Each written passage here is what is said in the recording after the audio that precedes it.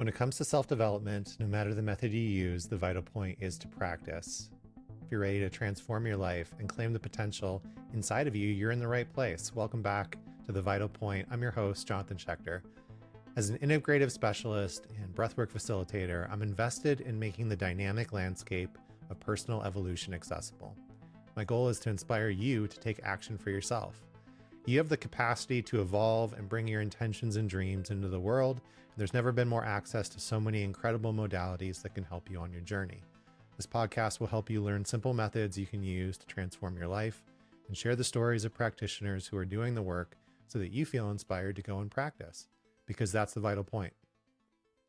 If you're enjoying the show, please leave us a 5-star review. It's an easy, free way to support the show and help more people discover these simple, life-changing practices. Also, you could share it with a friend. Like Ram Dass said, we're just walking each other home. Part of my mission is that this podcast can be a part of that journey. My guest today for the second time on the podcast is David Nichtern. He's the founder, lead teacher, and CEO of Dharma. He's a senior Buddhist teacher who's been practicing and teaching meditation for over 40 years.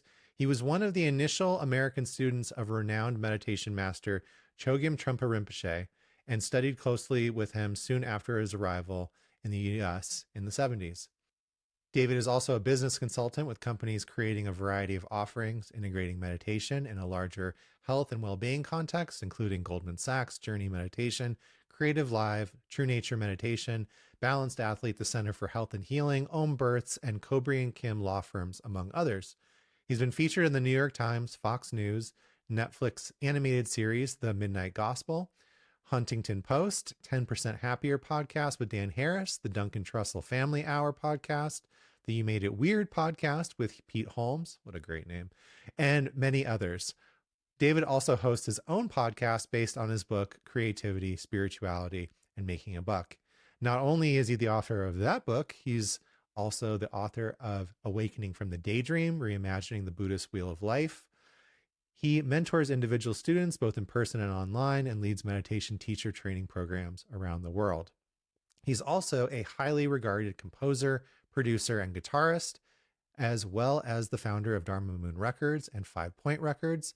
He's recorded and played with Stevie Wonder, Jerry Garcia, Lana Del Rey, Paul Simon, and many others. Among his many credits in records, film, and TV, he wrote the classic hit song Midnight at the Oasis and composed the score for Christopher Guest's film The Big Picture. In recent years, he's produced multiple records for and periodically tours with Grammy-nominated kirtan performer Krishna Das. And he's also one of my meditation teachers. I completed the Dharma Moon Mindfulness meditation teacher training last year. I've also been going through a new series of classes that David's been offering on the warrior path of Shambhala based on the teachings of Chogyam Trungpa Rinpoche. And just really pleased to consider David a teacher, as well as to have access to his wisdom and understanding and experience. You know, I wanted to ask David some questions about things that have come up for me in recent classes, as well as things that have cooked up in the last year. You know, I took the mindfulness meditation teacher training, and then I went out and started to work with that. You know, I've been doing mindfulness meditation classes at least weekly, as well as integrating mindfulness into the breathwork offerings that I do with individual clients, as well as my groups. By the way, if you are interested in this amazing program, it's 5 intensive weekends over about a 4-month period. They have a new cohort starting in June, and there's an info talk May 28th that's free where you can learn more about it. You can go to dharmamoon.com to find out more about that.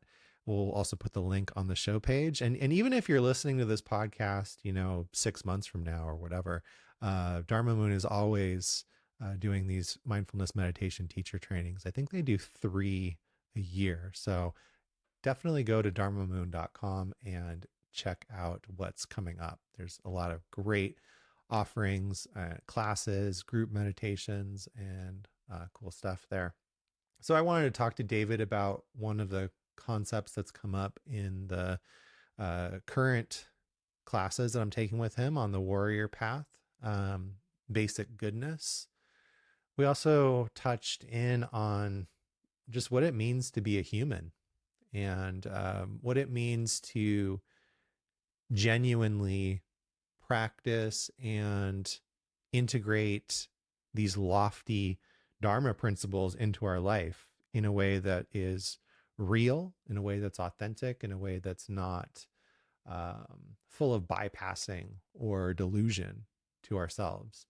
Um, it's something that I picked up from some of the teachers that David studied with, which is adversity reveals our hidden faults.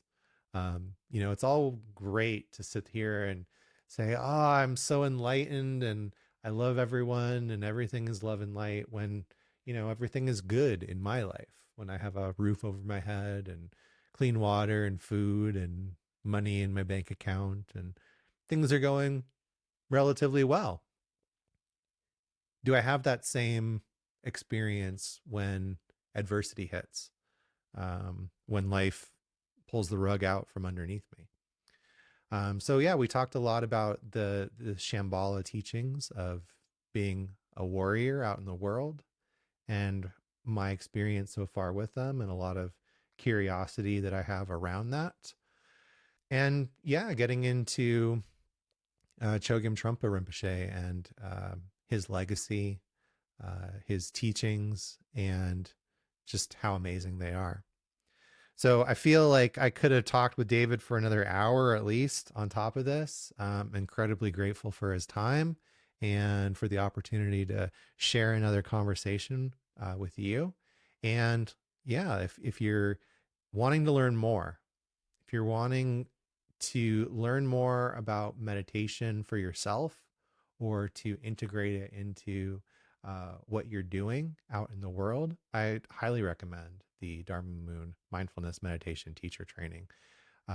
It's served me very well. I think it continues to open and unfold. And I just feel really grateful to be a part of this wonderful community. The Buddhist term for that is Sangha. You might even call it being part of a mandala from a different perspective. Enjoy this conversation with David Nichtern. David Nichtern, welcome back to the Vital Point podcast. Back. I like coming back to Me anything. too. Yeah. There's a feeling of a little bit of familiarity, right? Right. Second podcasts are a good time. Yeah. How is your podcast doing? I think it's doing well. There's been a lot of unexpected turns in the last year. I was actually reflecting on it. I went back and listened to our conversation that we had a little over a year ago. And right after that episode, I ended up going to the MAPS Psychedelic Science Conference in Denver. And that was where one big turn on the podcast went, because I had this whole roster of people that I met there and quite a few people that I had podcasted with or, talked about, tried to connect with, over the interwebs.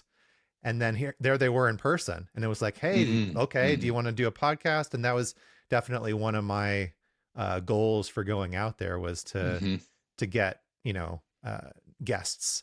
And so I ended up with this whole list of very, let's say, psychedelic sort of themed guests. And that's pretty much put me through most of the year. A lot of psychedelic orientation in the discussion. Yeah. Doctors, people that are mixing Western, traditional medicine with South American indigenous medical practices.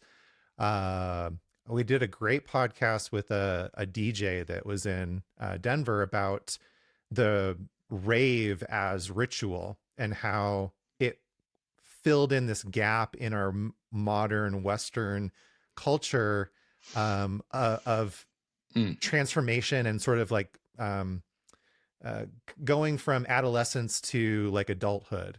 sure. Um, that there was this ritual that exists in all these other cultures that we've sort of lost, and how the rave kind of filled that in.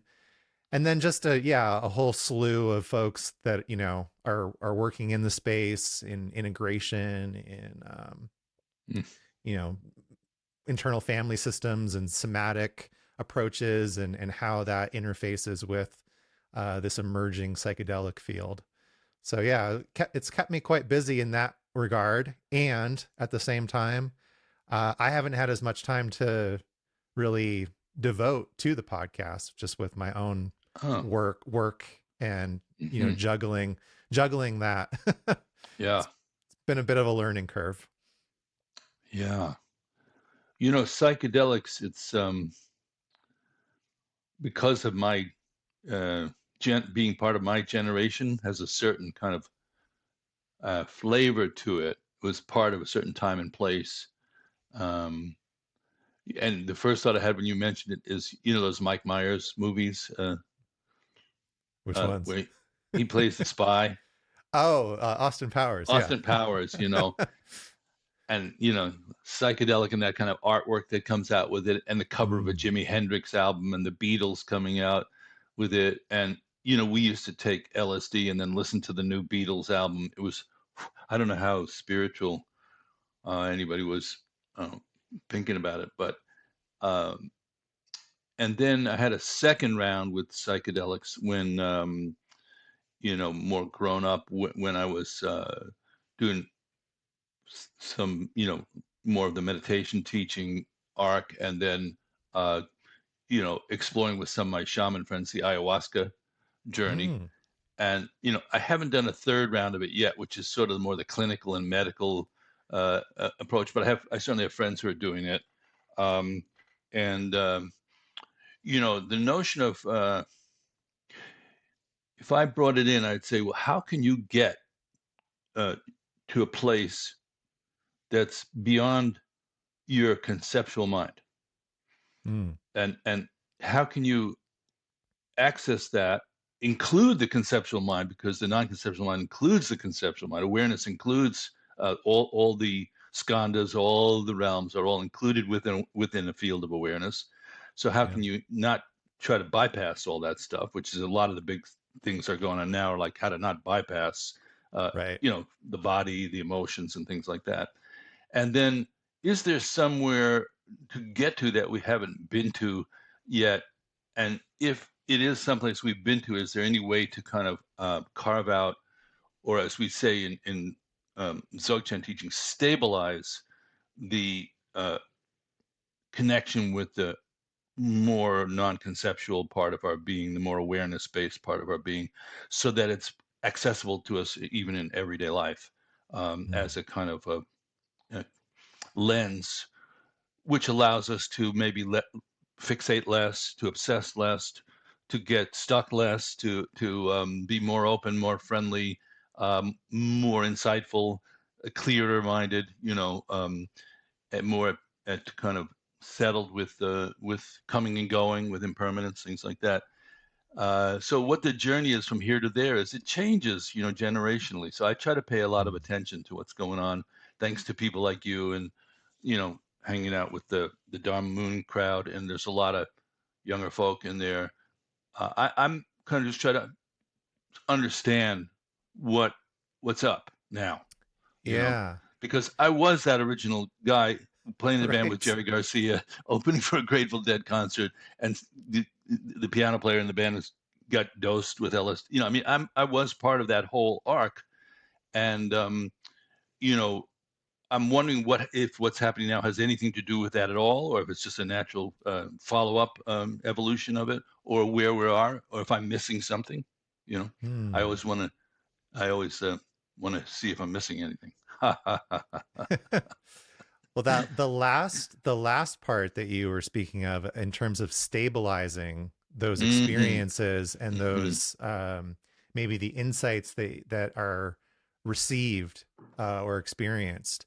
Um, that's where a lot of my work really sits. Mm. And that's, these days the buzzword for that is integration, which Yeah. in itself is Yeah. A right. lot of It's people are so talking it's about that. so it's not very specific, right?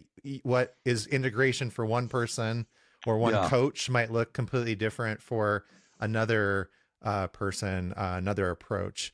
And myself, I'm a student of Stan Groff, and Oh, okay. No. and so I really appreciate the work that he's done, because he, just like you were saying, has been around since that Yeah. initial wave in the 60s, Yeah. and then We're like had we're this like the we're like the Flintstones. yeah. But he had this moment where Mm. LSD, which was the main thing he was working with, became illegal, and Mm. he was so convinced in of the value therapeutically, psychologically, spiritually of LSD, that he said we've got to find a way to continue this research without Mhm. the actual substance. And he had this Oh. Mhm. hypothesis from doing all these sessions with people that were under the influence of LSD, and he had noticed that oftentimes during the session, the patient or the client, whatever you want to call them, um, if they were coming out of sort of the peak part of the LSD experience, but they were Mhm. still in process, there was something that was unfinished. Oftentimes, they would spontaneously start to hyperventilate, and Oh. that Uh-huh. hyperventilation would kind of take them back under.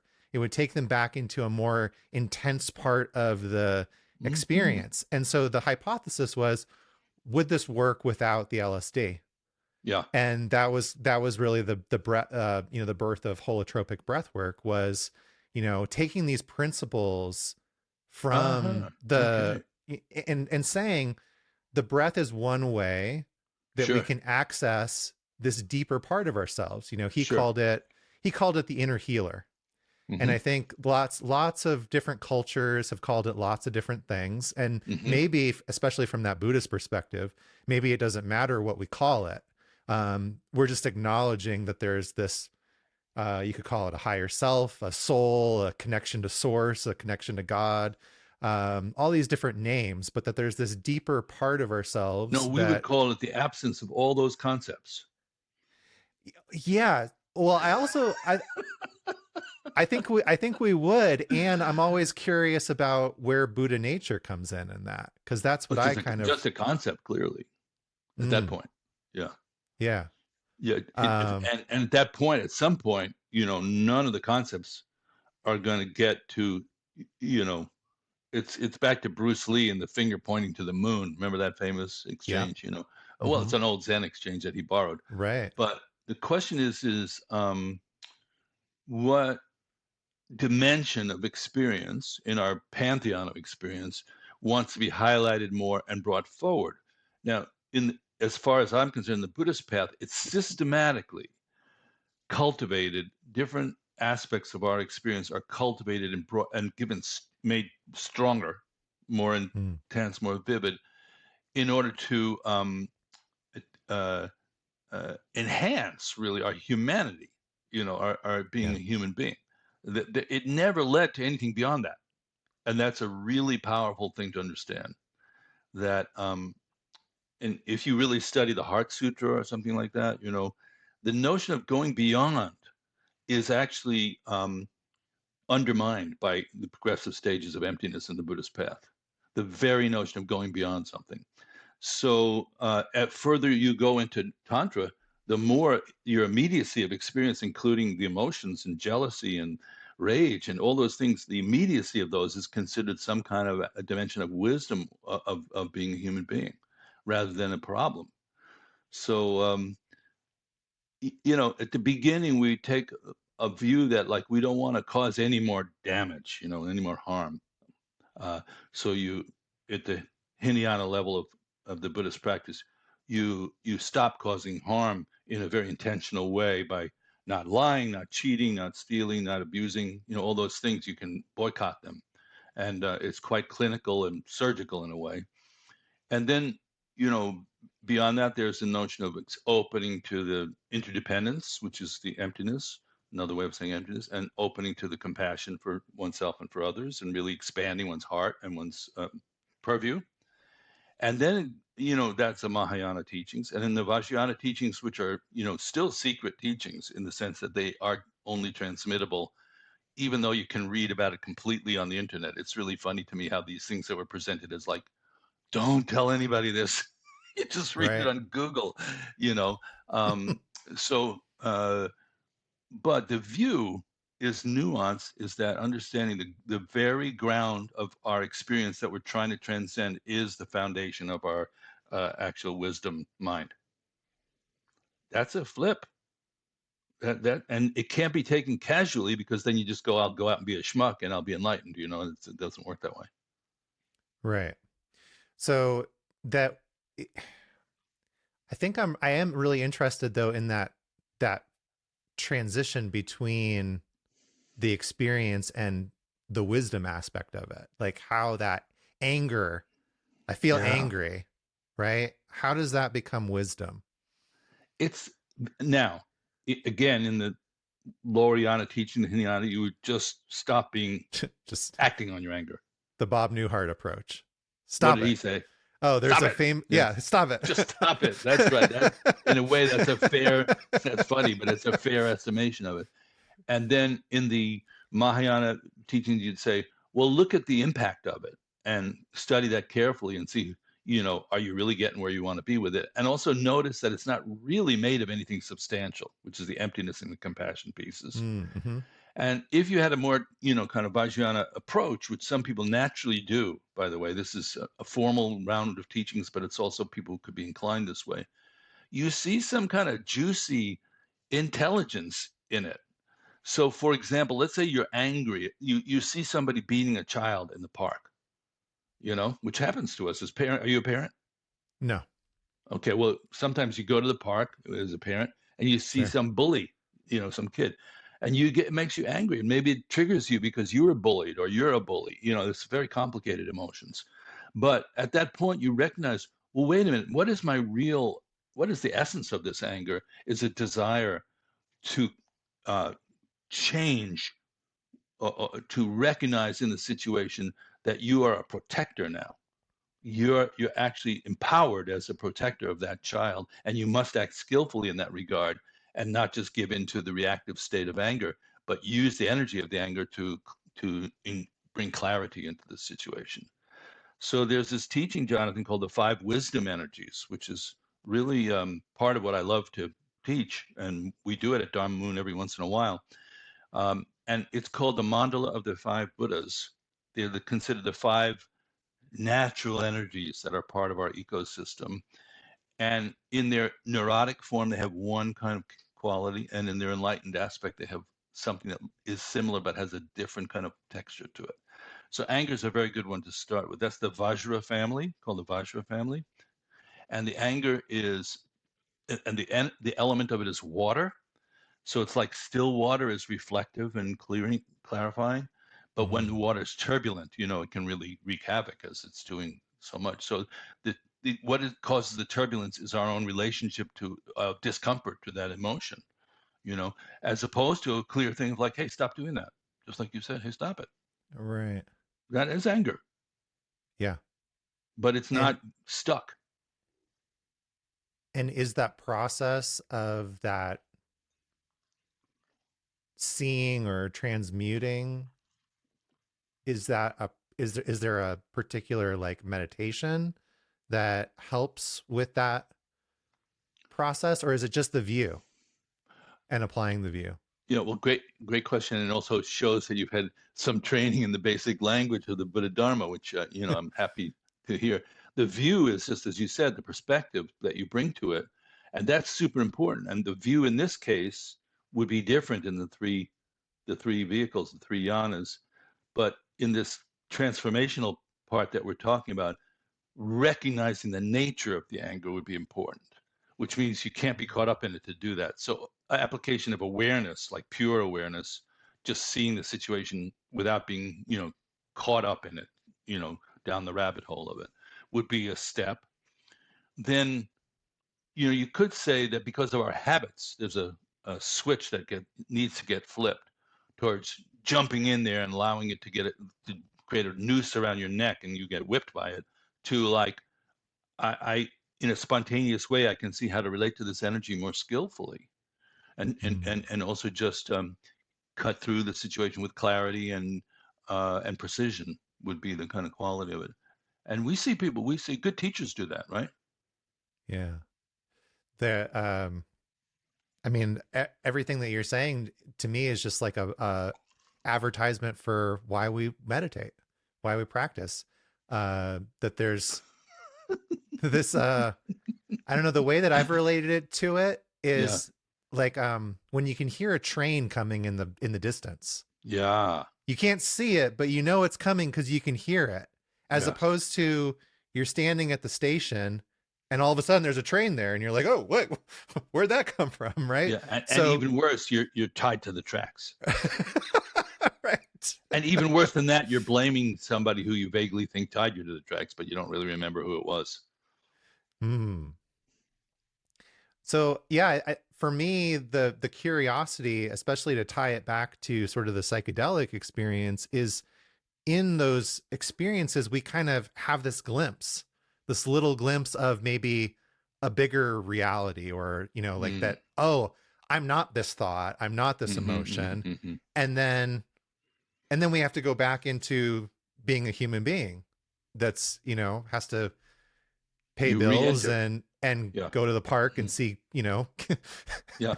kids getting bullied and whatnot. So how do we bring that back? And How do thank goodness that we have that relative reference point, because otherwise we would never be able to test our theory out properly. Like you have your theory about breath work, but if you mm, couldn't get a group of people together and do the breath work and see what happened, it would remain, we would pull farther and farther away from a kind of grounded perspective. So it's endlessly worth contemplating the quality of what we consider relational reality. You know, like it's good if you're going to do a workshop on relationships that you have a partner or friends or something, you know, because otherwise sure. you just you see people talking about these things and you go, I'm not sure this is, if you went to a monk and they did a workshop on sexual intimacy, I would wonder myself, even if they were brilliant and completely liberated in a certain way, have they really experienced the kind of potency of engaging, or somebody who's a practitioner and they're a pacifist, have they really understood what warfare is and Mm, why it happens? Do they know it from inside of it? And I don't see much chance for peace through suppression or through celibacy, any of those things. It's not how we do. It's not what we do on this earth. It feels artificial to me at some level. Good for a while to be peaceful. Good to be celibate for a while, so that you can. Good to not eat sugar for a month. Good to not eat. To be super mindful of your diet and nutrition. Um, but at some point we got to re-enter the fray. yes. And there's one last thing on that, Jonathan. There's a beautiful thing. There's this 3-year retreat that some people do, very intense practice. And I have not done it, but at the end of it, my friends who have done it, they said the instruction is to enter the action. And I've Mm, just always loved that phrase, wow. enter the action. Enter the action. Yeah, I love that. Yeah, so And also I think also what came up for me as you were speaking was uh a slogan I hear a lot in the Dharma Moon community and in the meditation teacher training: not too tight, not too loose. yeah, You yeah, know, if you're we see that with diet. You mentioned like not eating sugar, right? That people restrict themselves for so long that the snapback to that is like they're gonna pig out, they're gonna just go off the rails. So maybe that's when it's too tight, and yeah. then you can't hold that It tension pops. for Yeah, right yeah. for too long. Yeah. They also call that in the mindfulness practice, laxity and elation are the two guardrails. You're either it's too low, too loose, and too tight. It's exactly what it is. But when somebody's kind of sharp and on point about the whole thing, and they could just relax a little bit, or their whole. I'm sure in the Ayurveda they describe these things to a T, And there's also like a danger there, right? Like we're talking about the bypassing. There's all Hmm. kinds of ways that we can sort of do these mental gymnastics and Yeah, contort to fit a view, yeah, or a view that we think we are understanding. Well, I'm a yogi, so of course I can just, behave yeah, however I want, and you're just not getting yeah. My generation invented the bypass, and yours has to get rid of it. It's really true. I mean, obviously, there's hope to the last breath. You go, I hope I could just, somehow make it all work out. And the fundamental logic of samsara, the wheel, the cycle of existence, is that it actually doesn't work out, no matter how you finagle. You know what finagle means, Jonathan? I do. Might be an ethnic phrase for some people, but just to Right. kind of try to manipulate it all so that it works out, including big logic, including charm, including using force. I mean, we're always trying to make it work out, and it's hard to just yield to the as it isness of the whole thing. Like I don't know, you're in your 40s maybe. Hmm. Yeah. 43. Yep. Okay, so the older you get, the more it gets like, oh shit, man, I got my foot in a bear trap here, and I'm reaching for the honey. Hmm. And I remember sitting with Ramdas. We had a dinner for him at Maui, and he was eating this piece of chocolate cake, and I went over to him to just say hello, and he pointed to the cake and he just said like, I can't cut here, I can't cut. And anybody who's has any addictive element, which is all of us, to something, knows how hard it is to cut, to really be free from that kind of desire that is just Mm-hmm. purely habitual. It's powerful. I think the 12-step people have a lot of insight into some of these things.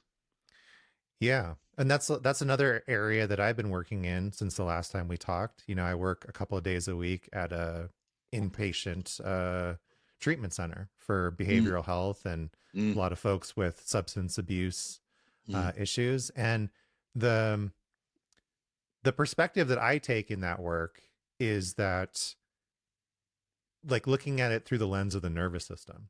And we know that the nervous system is there to keep us safe or to keep us from danger that it's perceiving, whether that's real danger or perceived danger.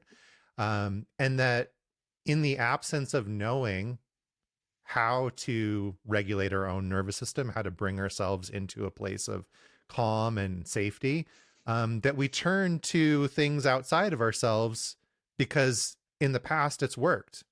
And maybe it's not a good long-term solution, but it hmm. worked before, like Sure. I know when I was, growing up as a teenager and full of a lot of anger and, other emotions that I hadn't processed, getting drunk, blackout drunk for the first Mm. time solved my problem for a couple of hours. Now Wow. it created a lot of more problems later Sure. on down the Yeah. road. Downstream. Um, Yeah. but one of Mm. the things that I'm trying to impart to the folks that I'm working with is this shift between, well, you could say I'm an alcoholic. Yeah.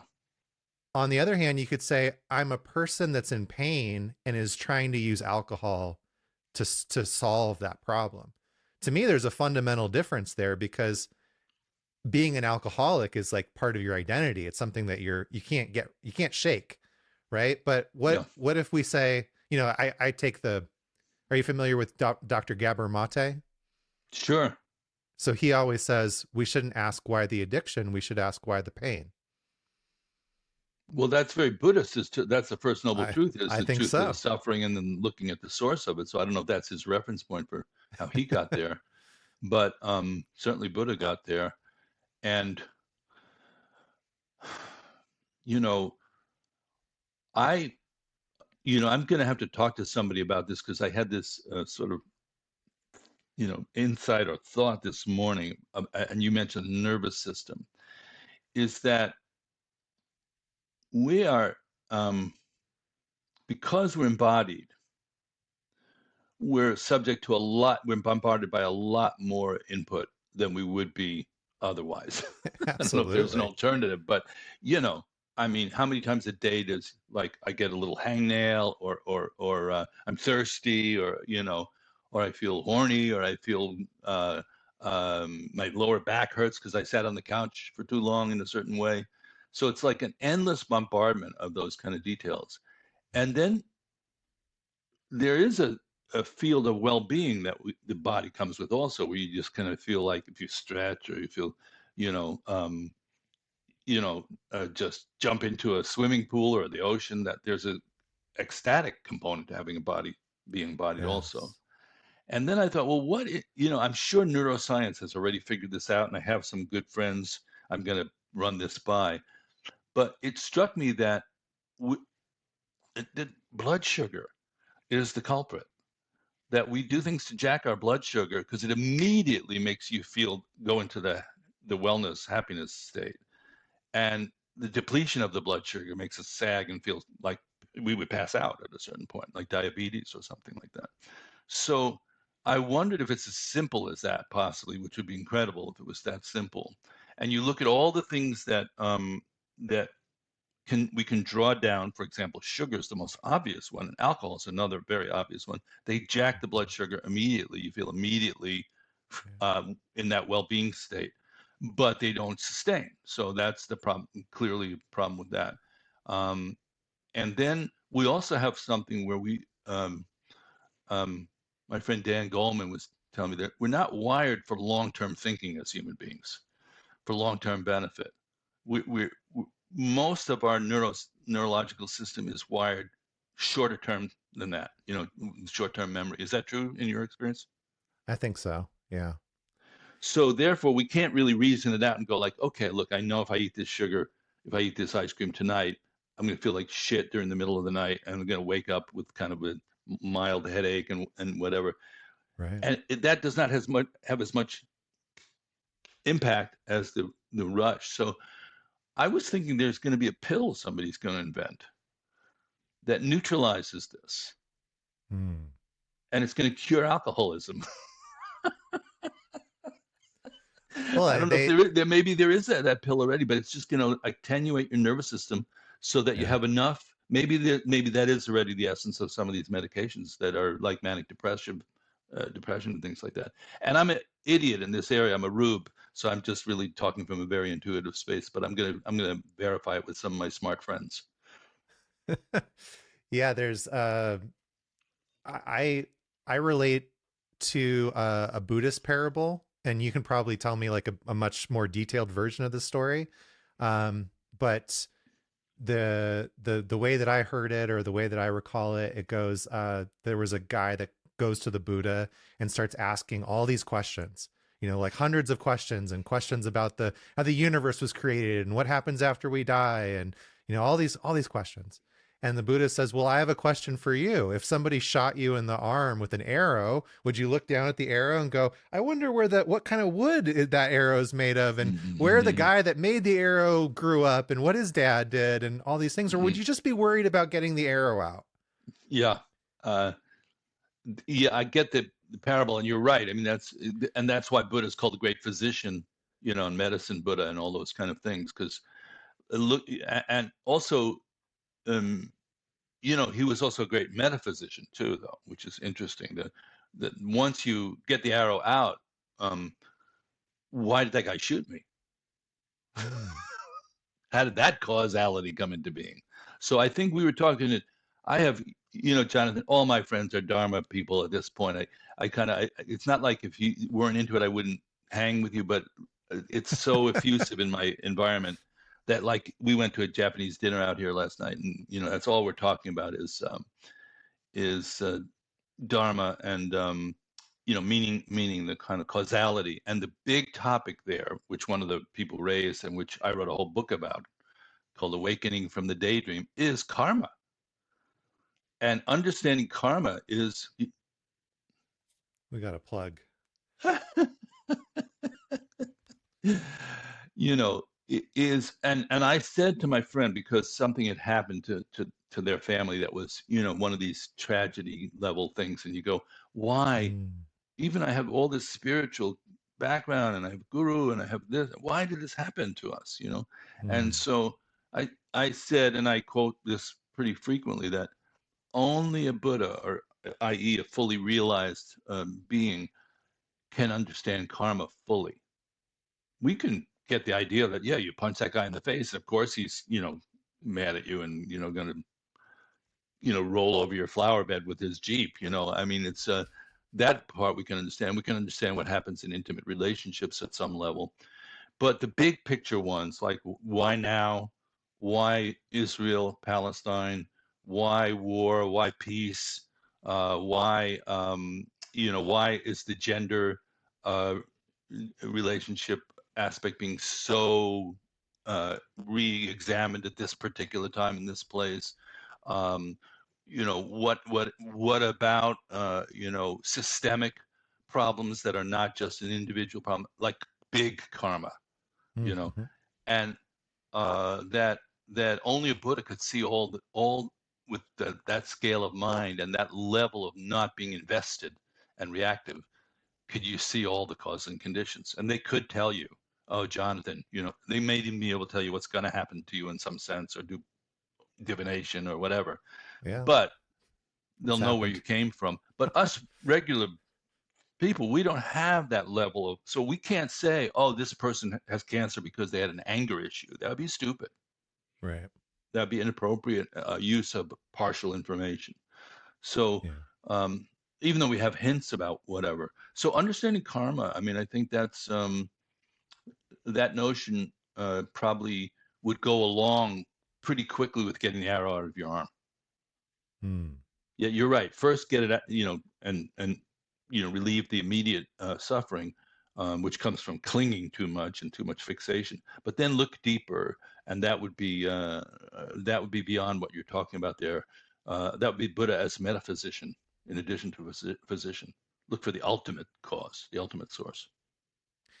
Yeah, I think where I totally agree with everything that you just said. And I think where I was kind of relating that to uh it is, yeah, like all these, you know, for the person, say, that's an alcoholic, um that isn't thinking too far ahead, just thinking, okay, well, I'm suffering right now, and this drink is going to help me not Yeah. feel so bad in this moment.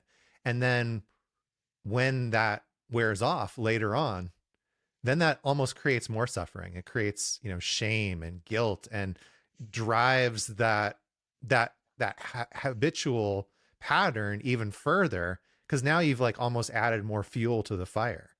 um Well, and as we started talking about, that's where this comes in. yeah. Basic goodness, because talk about view. Your view could easily evolve towards one of two places. If we just took the logic of everything we're talking about, original sin would be the one place, and basic goodness would be the other place. Yeah. And they're describing the same reality as far as I can tell. And they're like the sort of, if you took one position and spun it out, and took the other position and spun it out, you might see a lot of the same phenomena. You might see sin, Mm. confusion, harm being caused, neurosis gathering like thunderclouds. Um, but your sense about uh, origin, the source code of it would be different. And Mm. in this code, this is basically good means unconditionally good, primordially good, not just relatively good, not like you got a nice check in the mail. It'd be like, even if as you took the check out of the mailbox and it caught fire in your hands, it's still basically, because fire is so real and powerful, and you're alive to experience it. So it's really a big thing of not conditional or relative goodness, but ultimate goodness is, you know um, it's not a matter of belief. It can't be just a matter of belief at that point. You have to have some experience that verifies it. Well, I think first of all, I think thank you for wearing your basically good shirt. And Mm, even though we didn't talk about it prior, mm, I what sparked my interest in having another conversation, besides just seeing your wonderful face and mm, having the chance to talk with you, is mm, this idea of basic goodness. And that came up during the recent retreat that mm. I was able to attend through the magic of the internet with you. Unbelievable. Yeah. uh, and I really appreciated that. And I've really been enjoying the course and the retreat together. I'm really looking forward to starting the next chapter on Wednesday with you. Continuing it further. But um, you brought up this idea of basic goodness, and you had this sort of side note of, well, this is a really big topic, and this is one of those places where people start to ask questions or have some deep thoughts. I think you had used Hitler as an example of, like, well, if we're saying that everything has this basic goodness and this primordial, what about these evil in the Yeah. world? Yeah. And so I did want to ask you about that, but I also wanted to just share with you the reflection that had come up for me as you were giving this teaching during the retreat. Um, in you and I have talked about Garchen Rinpoche before, Mm. and Were you there last weekend? I was not, Oh, no. okay. Hmm. um but in in the sangha and the community of Garchen Rinpoche, um we always start everything with a series of prayers. That's not special to that sangha, but there is a particular prayer that he's said, this is specific to the Driku and Kagyu lineage. And Hmm. it starts kind of, okay, I've heard this before, all mother sentient beings. And that, but then it says, especially those enemies that hate me, obstructors that harm me, and those that create obstacles on my path to liberation and all knowingness, may they have happiness. May they be free from suffering. May they be liberated. And I remember there was a teaching that he gave where he said, those people, the people that harm us, I consider them even more special than the people that love us, because they're going to teach us things that nobody that loves us will ever do. Well, Jonathan, here's the thing. Him saying that and somebody at a New Age flower festival could be Right. taken as two different things, because you talk about talking the talk and walking the walk. He was Right. in, Chinese prison camps for 20 years. He did a lot of his Yeah. practice there. He had the Yeah. shit beat out of him, from what I understand. If anybody wants to, I again recommend watching that documentary about him. Maybe you could post that up Yeah. as an example of what the bodhisattva ideal is really all about. And Mm. it's that somebody could transmute even the most ignorant and aggressive kind of behavior into a space of transformation and compassion. And I have not met him. Krishna Das has gone there a bunch of times, and he took a bunch of people there this last time, and people had powerful experiences. But I believe it's because that this particular Rinpoche, Garchen Rinpoche, um, has the fruit of that practice. Right. Now, when you go see a tree, you go like, "Oh, that's an apple tree." I recognize it and so forth. But when you see the apples on it, in that Mm. case, I feel fairly confident saying that he has the fruit of the bodhisattva, of the Mahayana practice. Yeah. And you know, I'm really happy that my friends and all the people in the band and stuff like that have had the experience of tasting that. I've had the good fortune of meeting many Tibetan great teachers from even the previous, I call it Star Trek, the previous generation. So I have embedded in me indelibly, like the kind of quality of being of some of these fruit of the tree of that. And of course, the culture was complex. And of course, Trungpa Rinpoche, when he said cutting through spiritual materialism, he was also talking about Tibetan ritual getting out of hand and becoming a kind of like a, the essence being separated from the ritual at times. And of course, he's talking about the West and us not buying into like just another, uh, showbiz kind of version of reality. Uh, but at the same time, you look at somebody like him and you go, well, this is somebody who's alive right now who has the fruit of that tree. And if you're inspired by the vision of it and you see somebody who's accomplished it, you go, I'll have what they're having. I'll have what Yeah, they're having. So that's absolutely. very heartwarming to hear that, and to hear that view. But does that mean, so here's the problem, is that, like, I used to teach Shambhala training all the time, which embedded this level one of Shambhala training was basic goodness. And Uh-huh. you're supposed to get up there in front of a bunch of people who never heard of it before and try to explain what it means. And then we would have a very powerful and heartwarming weekend, and everybody practices a lot and they start to experience themselves through the mindfulness practice and settle in. And then you have questions and answers. And this happened almost every time. So I say, oh, well, Sunday night, thank you very much, everybody, for coming. It was great to be together and share these thoughts and your thoughts. Um, but that's, we have to, that's all we have time for. And then one person in the back has their hand raised, and you go, okay, one more question. And they go, what about Adolf Hitler? Or, whoever that would be these days. Right. And, as we were talking about it, Jonathan, I don't know how this happened, but I was thinking of writing a book called Hitler's Mommy. He had a mother. Right. Somebody nurtured that guy in their womb, suckled him at their breast, brought him into this world. And, maybe, who knows what happened? I'm not a historian in that regard. Something twisted happened along the way where, you know, and one way of looking at it is that could happen to anybody. Mm. And it does happen to all of us to a certain extent. All of us know what it's like to be manipulative, to be controlling, to get addicted to power and fame and wealth. Everybody knows has a small piece of that in them.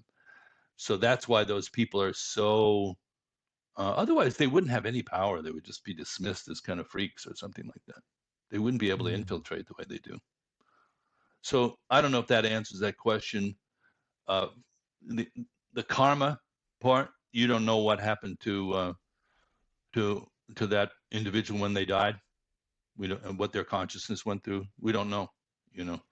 Uh, so, and we know that we have to protect at a relative level the well-being of human beings, because of people like Garchen Rinpoche are not saying, they're saying yes, take those people into your bosom, into your heart anyhow, and use them as your teachers. But they're not saying just do what they say and Right. and give them free reign over others. They're not saying, Right. nobody in their right mind is saying that, right?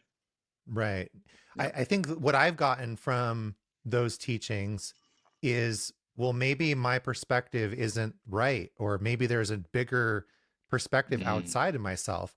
Um, I could look at it as, oh, this person's giving me a problem. I could also look at it as, wow, what a wonderful opportunity to practice patience. And Well, then that mhm. transforms that experience. It doesn't mean that I can't be upset. It doesn't mean that I have to do what they're saying, or, acquiesce to them, like you pointed out. Um, so for me, it's like, where does that become authentic, as opposed to like this mental gymnastics of, no, there's a human being that's really upset. I can't just go, oh, well, they're trying to teach me patience, and, they've been Yeah, my that's mother in a bypassing. past life. Yeah, And, that could be bypassing, as you said, right? right. Yeah. Yeah. So there's uh, we studied the four karmas, in our teacher training, right? The remember pacifying, enriching, magnetizing, and Mm-hmm. destroying. And there is a time for a very direct cutting through action, and that is the enlightened aspect of anger. You would be able to um, cut through to whatever, and that's also the path of the warrior. Warrior cannot get trapped in inaction and contemplation. Mm-hmm. That's an important point. They can't be stuck with contemplation as the only activity because this is a world of action too.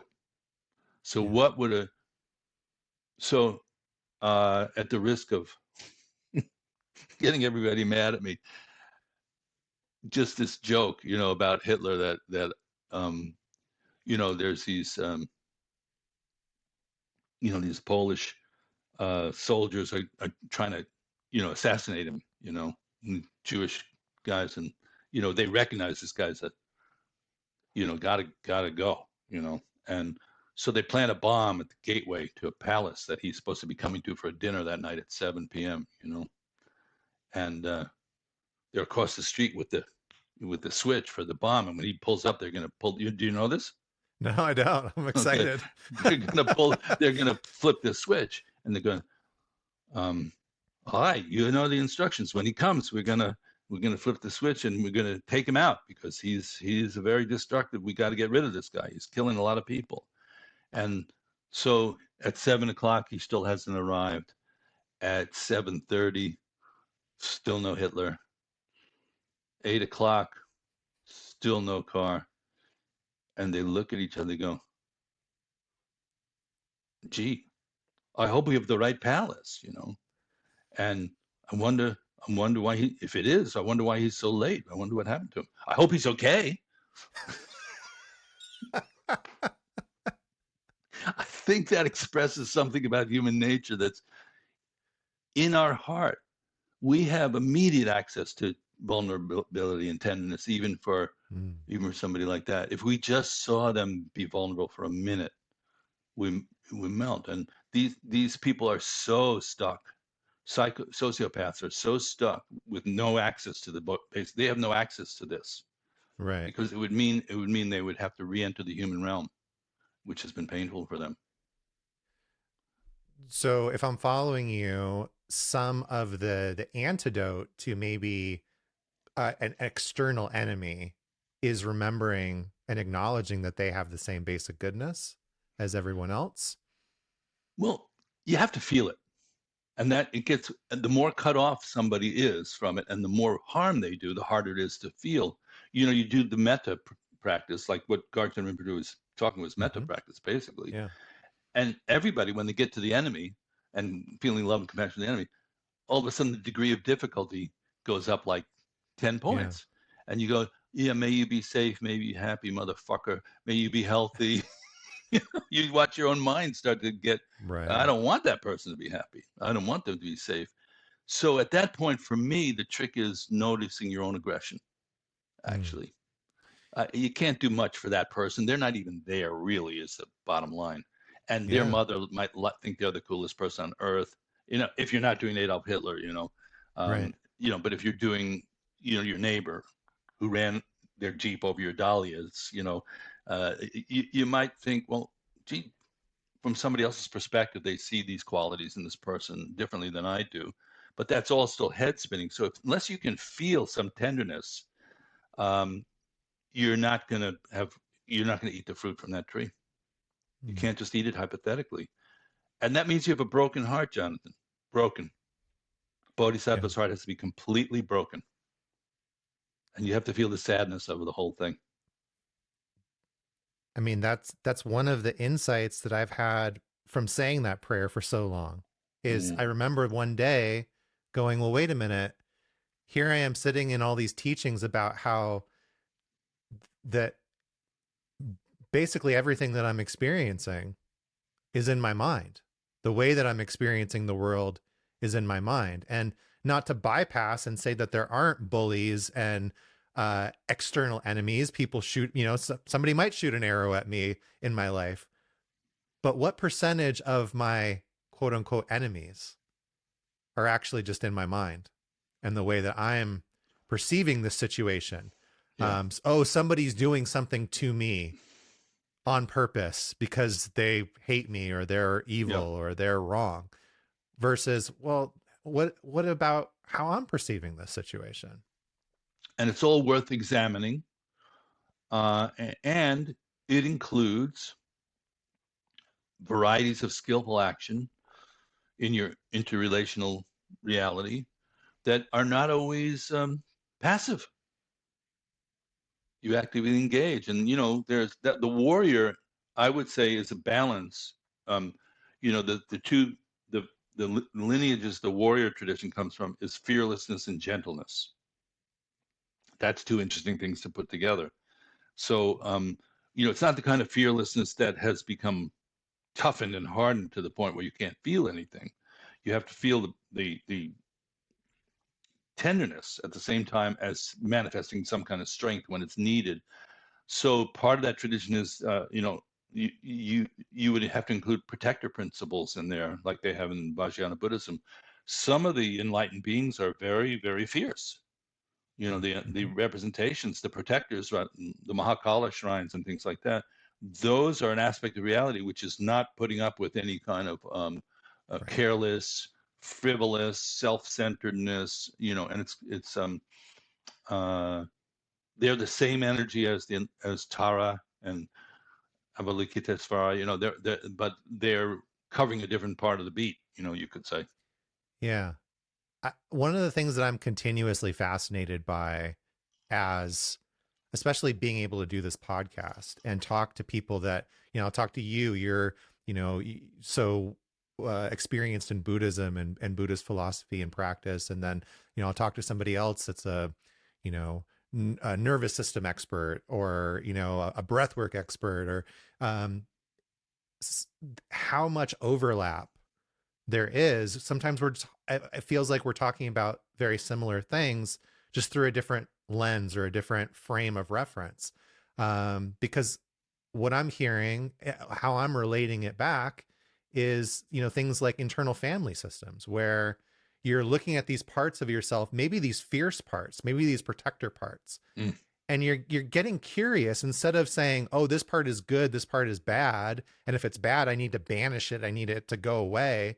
yeah, It's like getting curious, not only loving that part of ourselves, but saying, what are you here for? yeah, What's your job? What are you protecting me from? What's the fear underneath? If you're not there, what's going to happen? And then you could appreciate that protector, instead of saying, oh, here's this part of me, I have to figure out how to get rid of it. It's like, oh, actually, thanks for keeping me safe. Thanks for having a job. and awake. Right. Yeah, so the third quality you could say with fearlessness and gentleness is curiosity. Yeah. When Opposite of you're judgment. training a warrior in some of these texts, you're supposed to train the kid to be very curious, like even at the level of why is the sky blue, that kind of level of not taking anything for granted. And it would be the opposite of training didactically from faith-based perception.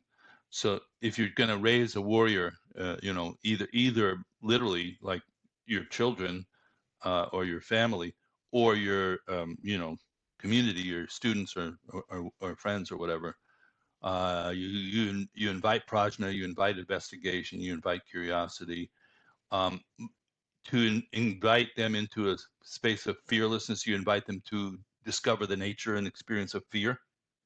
They say without knowing the nature of fear, it's impossible to experience fearlessness. And to invite them into the world of gentleness, uh, you would invite them to explore their own feelings, which is, you don't have to go any further than that, actually. Yeah. If you were willing to touch your own heart and your own feelings, you know a lot of what you need to know about gentleness. And it's our shielding. So it's the opposite of that kind of, the warrior's armor would be more like patience or discipline, as opposed to like a kind of thing that blocks out, that protects the vulnerability. I really have been enjoying, learning about this warrior path and warrior lineage and the Shambhala teachings. Um, for one, it feels really accessible and vibrant to me, like really applicable to what we're living with, and Mm, and the world that we're in a way that sometimes doesn't feel as vibrant, reading something that was like written 1,000 years ago mm, and in a different culture, a different right. time. um it's not that those other teachings don't have any value or anything that we can learn from it, but there's just something. Yeah, the word that kept coming up for me was vibrant. Mm. um Well, and then we were talking about Windhorse and Lungta, which yeah. is the vibration of the warrior energy. It's tapping into that. It conquers depression, doubt, stress, anxiety. It's like um, cutting through to some part of ourselves that is actually vibrating, that's not stuck. And and there's a path that's fairly well laid out, and we're about to get into at Dharma Moon that next course, which is the 4 qualities of the warrior. Are you going to be joining us for that? Yeah. So Exciting. that's some really rich material, and you'd wonder how, like, why would somebody like me at the tender age of 76 be so animated talking about this, unless I was a maniac or something like that, or it's the teachings themselves resonated so deeply with me personally in my own journey, in my own life. So Yeah. that's when you get, either you've got to be careful because you could turn into a fanatic at that point, which is, I think, how some of the people have become fanatic. They believe so much that they've sampled something that's useful. So I feel we should temper that with some kind of, uh, my Tai Chi teacher said there's no weapon more dangerous than the hammer of God. Mm. You hammer somebody with your belief system or things that have inspired you, and you lose track completely of who you're talking to and what their needs might be, or their language might be, or their way of understanding might be. And You forget about their basic goodness. well, I guess, or you forget about your own at the same time, because Oh, it's suffused with awareness and curiosity. And, if we get too enthusiastic, it's good to drop down an octave and go, well, let me check. Like we talk about, as you know, in Dharma Moon, self-assessing. That's really important. I think that we don't stop, like we look at what we might be doing that's, misconstrued at every step of the way, not to create doubt, but to create, a little more um, permeability. yeah. Be W- permeable. We've touched on so many amazing, moments and teachings from that mindfulness meditation teacher training. Mm. And I know for me, it's, like last time we talked on this podcast, I was just finishing up.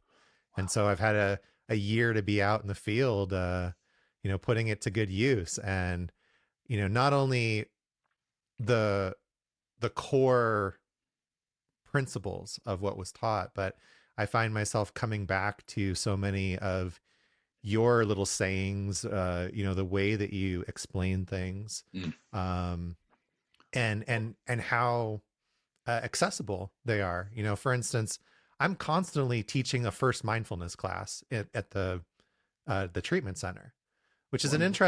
it's an interesting environment because Sure. in general, when I'm doing my breath work, for instance, people are seeking me out. Maybe not me, but the practice. They're like, hey, somebody that I know has done this, or I read a book, or I watched Michael Pollan's, How to Change Your Mind, all these different things. Like they're coming to me. And most of the time that I'm teaching mindfulness these days, it's the exact opposite. It's, well, somebody put this on my schedule. Mm-hmm. And I've, either I've never done it or I've done it once and it was so overwhelming that Right. I can't do it. But Sure. one of the things I always bake in Mm. is this idea of a recipe that Mm-hmm. I learned from you, of like, Yeah. here's the basic recipe. And Right. if I give you the recipe when you're hungry and you look at it, it's not going to do anything for you. You got to go Mm. cook. You got to cook it up. Right. Uh, Right. so yeah, Yeah. And so I many. just completely, that idea is so traditional. I don't even think Trungpa Rinpoche made that up. I think the idea of, he passed it along, and before him, I think it was passed along, but it was the idea of grandma's recipe Yeah. and grandma's wisdom, and that it's passed along, but you have to cook it fresh each generation. So I got that completely directly from him, and I'm almost 100% positive that he got that from before. So a lot of this is bucket brigade. Remember the bucket brigade way of putting out a fire? Okay. Yes. You pass the bucket along. Right. All right. You don't have to like dig your own well. You pass the bucket along. Yeah. That I just made up. There you go. Uh, I had a curiosity from your experience, not only as a Dharma teacher, but as a musician. Mm. That with music, there's a certain amount of memorization and familiarity, and then there's also improvisation. So when you come to a new, like say you're invited to speak, do you have a go-to like Dharma talk or like material that you pull out of your set repertoire, or are you completely improvising? What's that like for you? Yeah. So that's a fun question, and for I'm watching our students develop, and they're all developing great skills really at teaching. So this is one of the things at Dharma Moon. Some of the second tier people are coming up and teaching courses. We have a meta course that Rebecca D'Onofrio and Noel Coakley are teaching, and you know, at some point, uh, you just should be able to take your hands off the wheel, and the thing is continuing along. That's my aspiration for Dharma Moon because of my advancing in years. I don't want to be the person that has to hold it all up. And if I became too much of that focal point, I would have defeated my own purpose in creating the organization in the first place, which is a legacy. So um, for me now, I would say, it's a little bit like playing with KD, Krishnadas. I know the charts. I know that we're going to be flat at this point. I don't know exactly when he's going, and I don't know when we're going to pick up tempo, and I don't know exactly what I'm going to play. You know, but I have a general sense of the map and where we're going. And then it's a question of being extremely exhilaratingly present, enjoying communicating, which is, as you know, that's one of my favorite things in both music and Dharma. I consider myself, above all, a communicator, and I like to hear what's coming in as well as what's going out. Um, and a lot of the preparation I do the way my teacher recommended, which is prepare thoroughly and then let go. So, if I'm going to talk on a certain topic, I want to make sure I'm up to date on what the topic is. Like I'm reviewing the four qualities of the warrior, which there are texts about. But then I'm going to get there and jam with you guys and go like, yeah, meek, humble like a tiger, and we'll be able to like evoke it, hopefully, and pass the beauty of the formulation along and the essence of it at the same time, so that somebody learns the form and the essence at the same time, because that's very rewarding when you communicate like that. No. Yeah. There's so much richness to it. Like what you just said. Now I have a curiosity about these four animals that are on the Yeah. Right. cover of the Shambhala book. Are those representative of the four qualities? Yeah, all right. Yes, ma'am. Yeah. Very Yeah. cool. Tiger, lion, Garuda, dragon, and they're old. To Right. my surprise, when I thought Tung Rinpoche, oh, he was such a genius. He made up some of this stuff.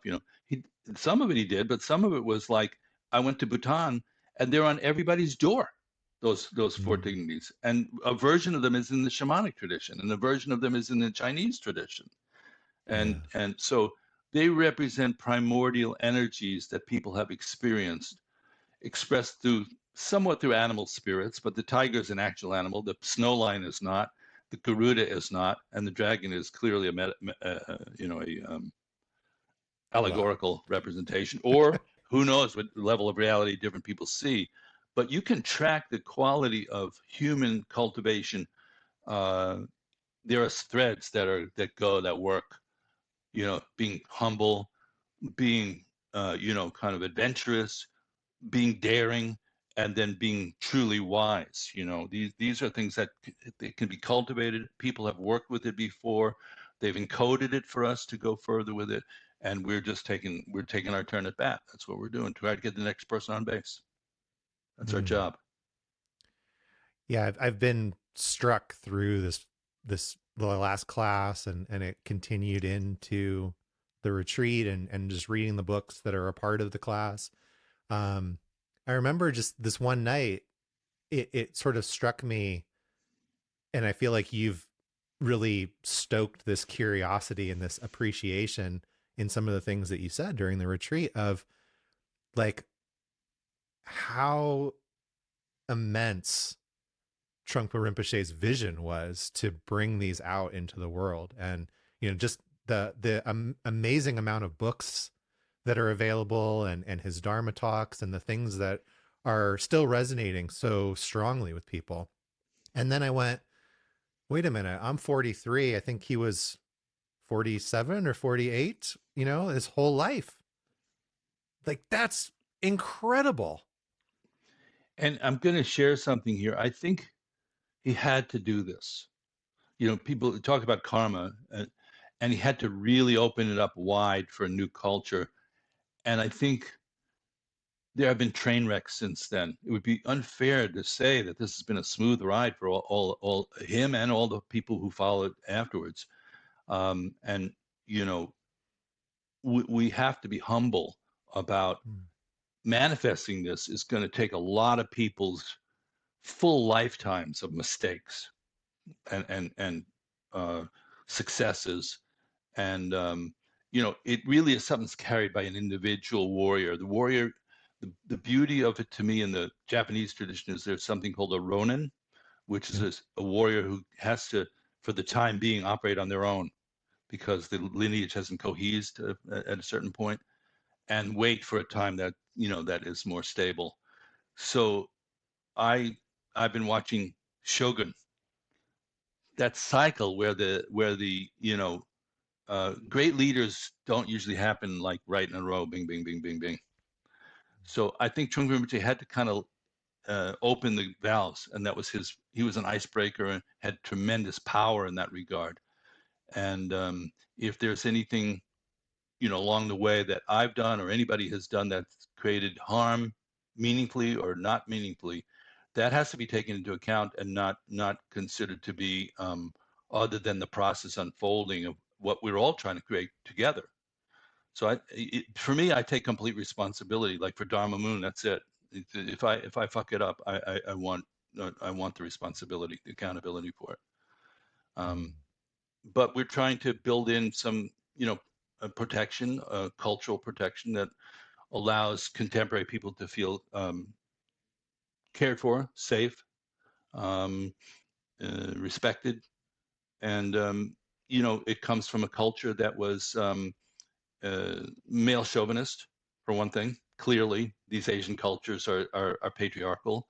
That was hierarchical in an extreme way, and so we have to find out what's going to work.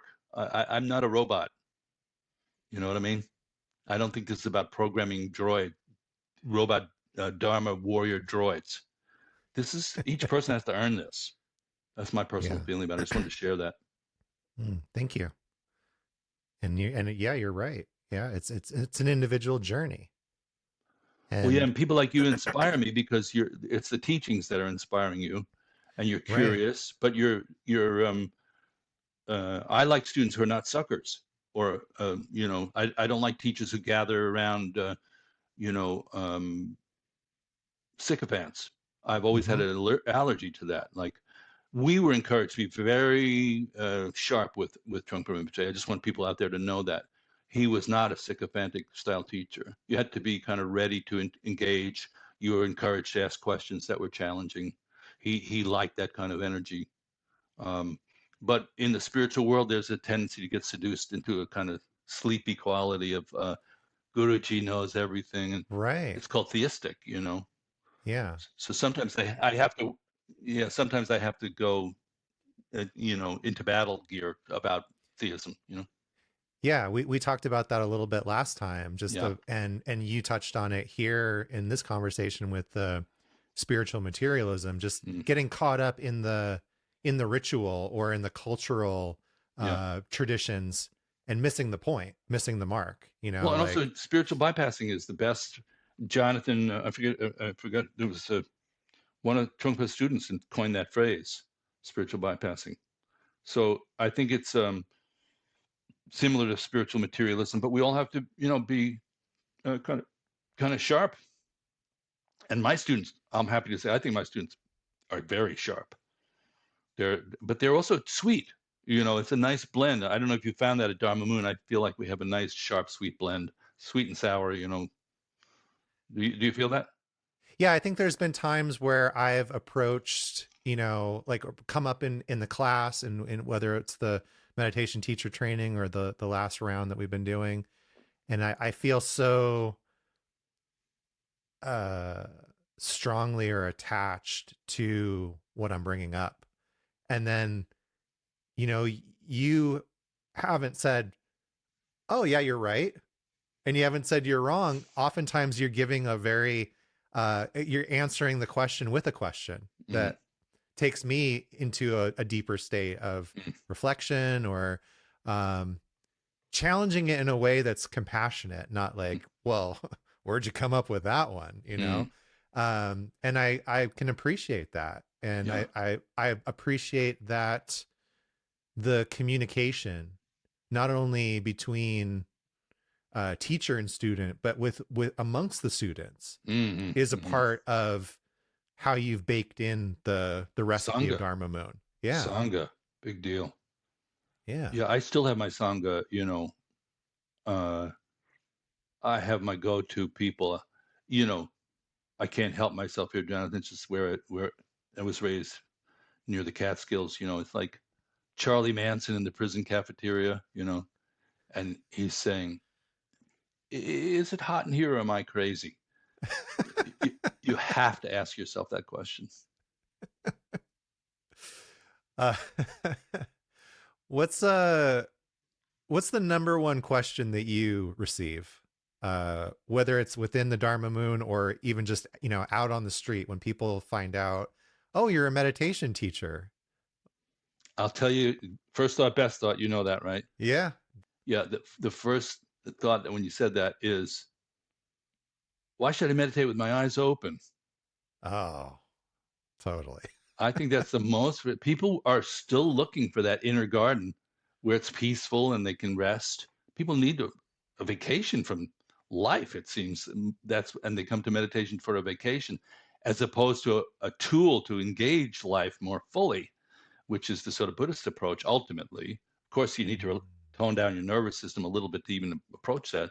But yeah, it's the sense of like, do I really have to, what's behind is, do I really have to experience discomfort to get enlightened? Am I Mm. going to have to experience my suffering and my anxiety, or can you have a way of me getting around it?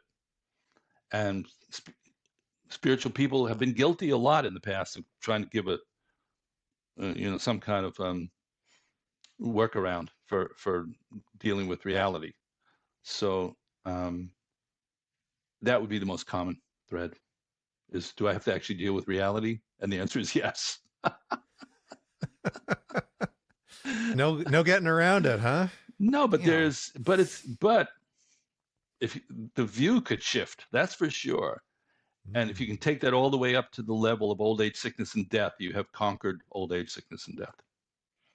If you Mm. could see, even that's basically good. If you could have that big a view, um, then you wouldn't you would live without fear. I'm gonna have to digest that one for a Yeah. while. I, No, I have I to have think I about have what I no just. response. Me neither. But I do want to invite folks to Yes, please. come to do what Jonathan did and take our teacher training program or any of the other courses. Go to dharmamoon.com. Um, the teacher training is starting in June 14th. So I'll have a info session May 28th. It's free. You can go to the website and sign up for that. Come talk to us, come hang out, check it out. We're experimenting as we're going. With people like you are helping to shape. Dharma Moon is not something that was prefabricated. I found the existing models had fallen apart, or we need to keep being creative about the modeling of how we communicate teachings. Mm. So come and take part in that. But if you're interested in mindfulness in particular and how to do it properly and how to share it properly, we've worked out pretty hard on that program, and please come and join us for that.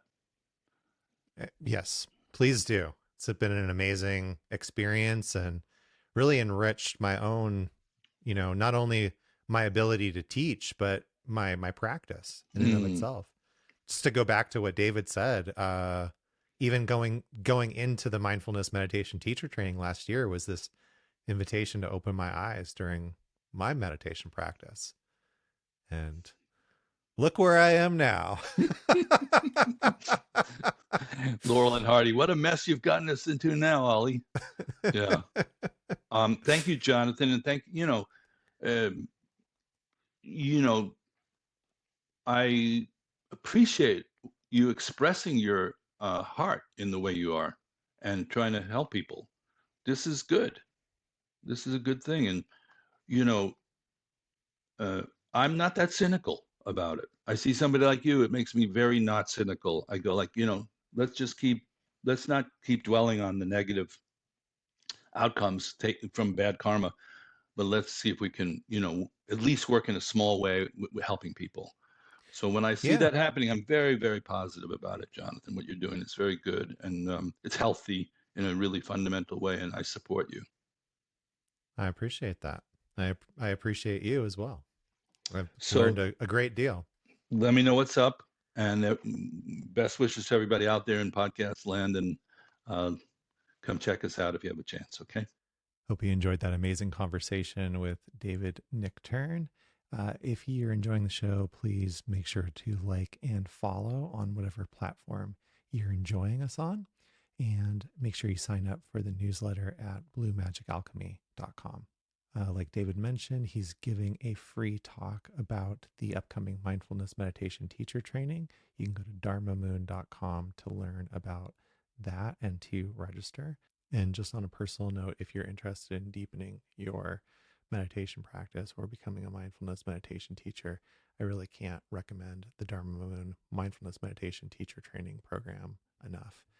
It's been super transformative for me, really helped me step into teaching mindfulness with a lot of confidence, as well as just deepening my own personal practice. So definitely would recommend checking that out if it feels in alignment to you.